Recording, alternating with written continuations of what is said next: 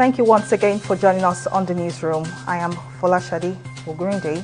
The Niger State Governor, Abubakar Sani Bello, said only joint operations and synergy amongst the states affected by the activities of bandits and kidnappers will bring an end to the menace. Governor Bello said this when he visited Maundu community in Mariga local government area of the state, which has been deserted by members of the community for about 1 year due to bandits' activities. Chief Press Secretary to the Governor, Mary Noel Barije, in a statement on Thursday, said the visit by the Governor was to boost the morale of over 300 security operatives, which include vigilantes that liberated the community. Governor Sani Bello, who explained that there were no bandits camps in the state, noted that the criminal elements usually come in from neighboring states, particularly Zamfara State, to carry out their nefarious activities. Troops of the Multinational Joint Task Force MNJTF say they have eliminated a total of 43 Boko Haram and Islamic State West Africa Province ISWAP terrorists in Difa, Niger Republic. The Chief of Military Public Information for MNJTF, Mohamed Dole, disclosed this in a statement on from Injedama, Chad.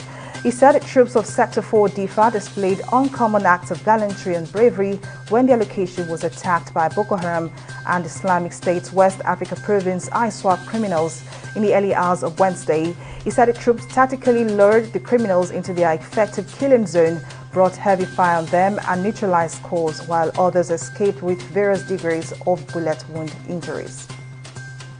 The Fiscal Responsibility Commission, FRC, says the Federal Road Safety Corps, FRSC, failed to remit 5.1 billion naira into the Federation account between 2016 and 2019.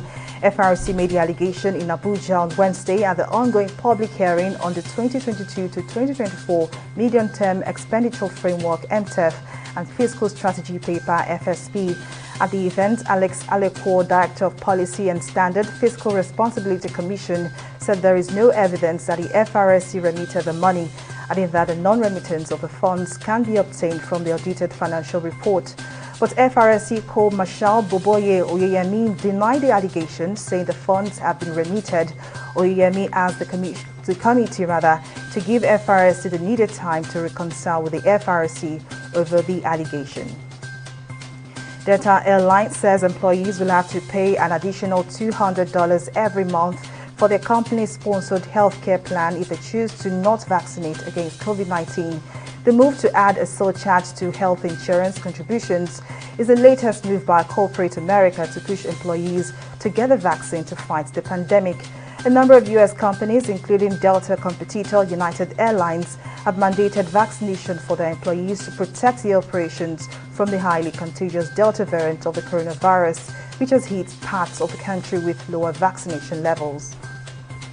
The Nigerian National Petroleum Corporation has provided a base crude oil price scenario in the medium term, stating that the commodity was pegged at $57 a barrel for 2022 and $61 a barrel for 2023.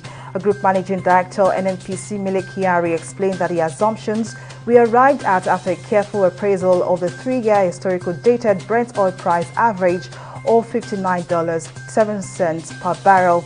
He further noted that going ahead to establish NNPC retail stations would not yield the desired result, since the people who smuggled the product across the border were not interested in selling at the official prevailing prices at approved stations. Ethiopia's rebel fighters say a government blockade on the northern region of Tigray is to blame for the devastation that has left nearly 1 million people on the verge of starvation. The Tigray People's Liberation Front, which is fighting a government, says the health system in the region has been crippled and measures against COVID are non-existent. The rebels also say the economy is suffering, with banks having to close and power blackouts, forcing companies out of business. However, the federal government in Addis Ababa says the rebels themselves have been obstructing aid efforts and attacking electricity workers. Argentina's Joaquin Correa on Thursday signed for Inter Milan from Lazio as the Italian champions continue to rebuild after losing 2 of their biggest stars this summer. The 27-year-old, who featured as a substitute 3 times in Argentina's Copa America triumph this summer, has reportedly signed a 5-year contract with Inter, who are yet to announce a deal. He played for 3 seasons under Inter Milan, scoring 30 times in all competitions. He also won the Italian Cup and Italian Super Cup in 2019. And that's it on our news update. Thank you for watching. I am Fola Shadi for Green Day. Bye for now.